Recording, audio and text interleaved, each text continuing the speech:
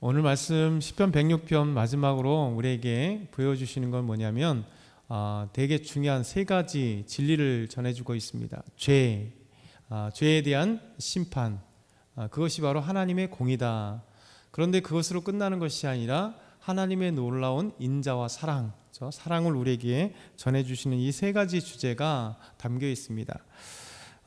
이스라엘은 이제 끊임없이 역사 속에 죄를 지었잖아요. 특별히 오늘 시편 106편에는 우리가 어제 광야에서 있었던 죄악을 말씀을 했습니다. 그 중요한 말씀이 민수기 25장에 있었던 시딤에 있었던, 그래서 모압 평지에 있었던 이 시딤에서 모압 여인들과 함께 음행을 하고 또 바알을 섬기는, 우상을 섬기는 그러한 죄들 때문에 그들은 하나님 앞에 심판을 받게 되었습니다. 그리고 민수기 20장에 보면 무리바물 사건이 있어요. 무리바물 사건. 이것은 이스라엘 백성들이 물이 없어서 우리가 물이 없다, 먹을 것이 없다 그러면서 불평했던 사건. 그래서 하나님께서 반석에서 다시 물이 나오게 하셨는데, 모세가 한 번 치라고 했는데 모세도 너무 화가 난 거예요, 이스라엘 백성들에게. 그러니까 두 번을 치게 된 거죠. 그러면서 하나님께서는 이스라엘에게도 하나님 앞에 진노하셨지만 모세에게도 진노하셨습니다. 왜냐하면 하나님의 말씀을 따르지 않고 그가 두 번을 쳤기 때문에. 그러니까 우리가 생각해도 참 하나님은 너무 큰 이렇게 진노를 하시잖아요. 모세에게는요.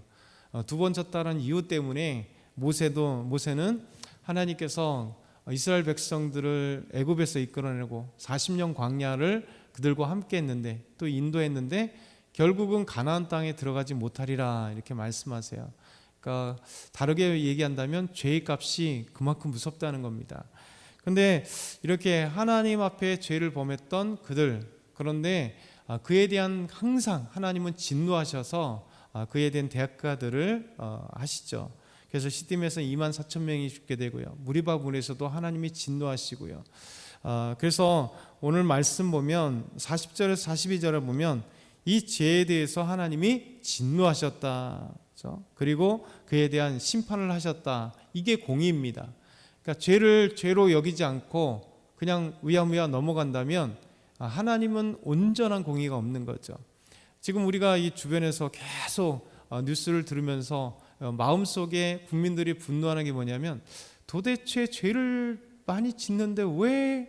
라는 얘기를 하잖아요. 그렇죠? 왜 이렇게 공의가 사라진 것 같고 정의가 사라진 것 같고, 왜 법은 잣대가 너무 다를까? 어떤 사람이 공포스럽게 조그만 죄를 짓건 무엇은 죄를 짓건 죄에 대한 대가는 당연하지만 어떤 사람 막 쥐잡듯이 다 갖고, 어떤 사람은 전혀 터치하지도 않고, 또 어떤 사람에게는 더 형량 이만큼 나고 어떤 작고, 이런 그런 어떤 법에 대한, 죄에 대한 심판을 받는 건 맞지만 그 심판이 너무 다를 때, 이것이 지난번에도 말씀드린 것처럼 이 공의의 상실이 되는 것처럼, 정의의 상실이 되는 것처럼 느끼잖아요. 근데 하나님은 그렇지 않습니다. 죄에 대한 분명한 대가를 하나님이 분명한 기준이시기 때문에 모두에게 동일한 기준으로 하나님이 진노하신다 말씀하세요. 이게 40절부터 42절에 하나님의 진노에 대해서 말씀하십니다. 같이 한번 다시 읽을게요. 시작. 그러므로 여호와께서 자기 백성에게 맹렬히 노하시며 자기의 유업을 미워하사 그들을 이방 나라의 손에 넘기심에 그들을 미워하는 자들이 그들을 다스렸도다.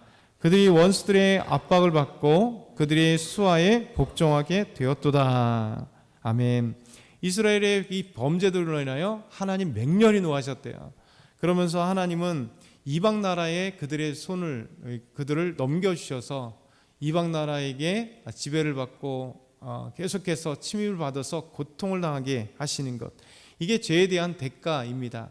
하나님께서 노하시고 또 이 특별히 이방 나라의 백성들에게 이렇게 고통을 당하게 하시는 것, 더 나아가서 하나님이 유업을 주셨던 이 유업을 하나님이 미워하셨대요.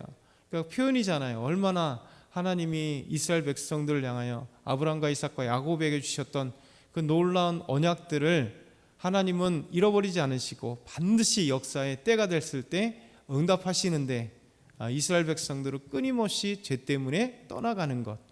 그래서 하나님은 이에 대해서 하나님이 그들에게 죄에 대한 그 대가, 이것이 심판이면서 동시에 하나님의 공의입니다. 이 공의. 오늘 말씀 두 번째는요, 이스라엘의 반복되는 죄악을 보게 됩니다. 이렇게 죄를 짓고 하나님이 심판하셨음에도 불구하고 좀 정신을 차려야 되는데, 이스라엘 역사를 보면 또 지나가면 금방 스물스물 이렇게 죄악이 나와서 또 하나님 앞에 범죄를 해요.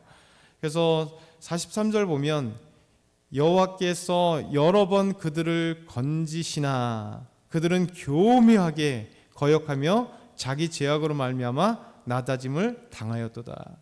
그러니까 하나님이 또 건지셨으면 그것을 감사와 찬송과 영광으로 돌리면서 그냥 쭉 가면 좋은데, 또 어느 순간에 그 교묘함이, 그것도 거역함이 그냥 스물스물 그 죄악들이 올라오는 거죠. 그래서 또 하나님께서 그들을 콕 내려주셔서 낮아지게 됐다라는 거죠. 이게 이스라엘 백성들의 죄악의 모습입니다. 죄라고 하는 게 그런 거예요. 죄는 반드시 한 번만 짓지 않습니다. 한 번 짓는 죄는 또 여기서 계속 죄가 올라와서, 그래서 보면 어떤 사람들은 뭐 4번, 5번, 뭐 10번 뭐 이런 얘기를 하잖아요. 왜냐하면 한 번 훔쳤던 사람들은 또 훔치고 싶은 마음이 들게 돼 있어요. 노라고 하면 좋은데 그 마음을, 그래서 우리가 다스려야 되는 거죠. 하나님이 가인에게 죄가 너에게 있다 할지라도, 사자처럼 웅크리고 있을지라도 네가 죄를 다스릴지니라. 그러니까 죄는 누구에게 있어요. 그리고 막 자꾸만 넘쳐요. 하고 싶은 그 마음들이 나와요. 근데 우리는 딱 제어하는 겁니다. 우리 예수 믿는 사람은 더더군다나 성령님으로 말미암아 죄가 이렇게 제어될 수 있도록 성령께서 능력 주시고 우리에게 죄를 깨닫게 해주셔서 이것이 죄라는 것이 우리 마음속에 더 확신하게 되고, 그래서 하지 않도록 하나님 성령께서 힘주시는 거죠. 근데 이스라엘 백성들은 끊임없이 이런 반복되는 죄악을 범했다. 그럼에도 불구하고 세 번째 우리에게 주시는 것은, 하나님은 부르짖는 이스라엘의 기도를 들으시고 언약을 기억하사 긍휼히 여기셨다는 거예요. 우리 44절과 46절 한번 읽어볼까요? 44절부터 46절까지 시작. 그러나 여호와께서 그들의 부르짖음을 들으실 때에 그들의 고통을 돌보시며 그들을 위하여 그의 언약을 기억하시고 그 크신 인자하심을 따라 뜻을 돌이키사 그들을 사로잡은 모든 자에게서 긍휼히 여김을 받게 하셨도다. 아멘. 이게 하나님의 은혜입니다. 분명히 죄에 대한 하나님의 공의로 심판하세요. 근데 그걸로 딱 끝났다면 하나님은 우리에게서 멋일 겁니다. 왜? 우린 모든 죄인이고 항상 죄를 짓기 때문에 하나님의 심판받고 끝날 거예요. 근데 이스라엘 백성들은 하나님 앞에 다시 부르짖잖아요. 참 얼굴이 두꺼운 사람들이에요. 그렇게 죄를 반복해서 지면서도 다시 하나님께 부르짖어요. 근데 하나님은 이것을 원하십니다. 그렇죠? 부르짖는 자에게 다시 하나님께서 언약을 기억하사, 하나님이 언약이 뭡니까? 이스라엘 백성들에게 베푸르신 하나님의 약속이에요. 그러니까 이 언약을 하나님 기억하셔서 하나님이 행하시려고 했던 그 뜻까지도 돌이키십니다. 하나님은 변치 않는 분이지만 하나님이 참으시는 거예요.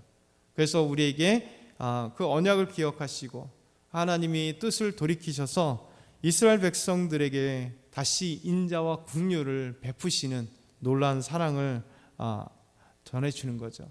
그렇기 때문에 이 시인은 마지막으로 하나님의 그 놀라운 은혜들을 경험했기 때문에 우리는 죄를 범하지만 하나님은 심판하신 공의를 우리에게 베푸시고, 그걸로 끝나는 게 아니라 하나님의 놀라운 사랑과 그 은총들을 계속해서 주셨기 때문에 우리가 그렇게 살아왔다는 거죠. 그러니까 저와 여러분도 마찬가지잖아요. 계속 되돌아보면 얼마나 하나님 앞에 부끄러운 일이 많았어요.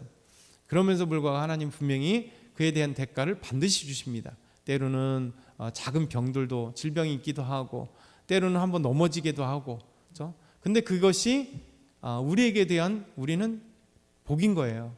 왜냐하면 하나님께서 우리에게 책망을 해주셔야, 그렇죠? 죄에 대한 대가, 공의가 있어야 반드시 그 다음에 우리를 싸매시고 우리를 정말 이렇게 보호해 주시는 그 사랑이 있거든요.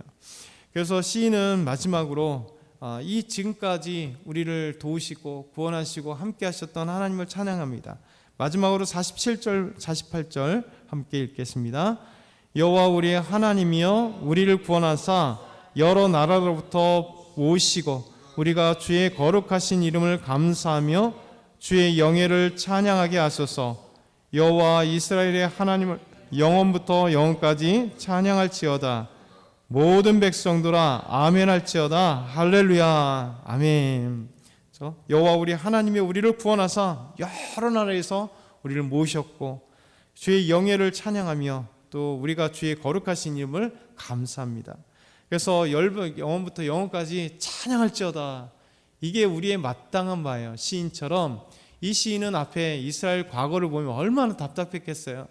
우리의 조상들이 왜 이렇게 범죄를 했을까? 우리 자신이 왜 이렇게 하나님 앞에 범죄하고 되돌이표처럼 또 하고 또 하고 또 하고 이 반복. 그럼에도 불구하고 하나님이 끝까지 인내하시고 참으시고 우리에게 인애를 베푸시는 것 때문에 이 시인은 그 구원의 하나님, 우리의 하나님, 나와 함께 하신 그 하나님을 찬양하는 거죠. 그래서 오늘도 우리 하나님 앞에 아름다운 찬양께 소망해요. 분명히 저와 여러분에게는, 우리에게는 분명히 오늘도 찬양할 그 은혜들이 하나님이 주십니다. 그래서 하나님 앞에 찬양으로 결론 지을 수 있도록 오늘도 아름다운 삶을 살기 소망합니다.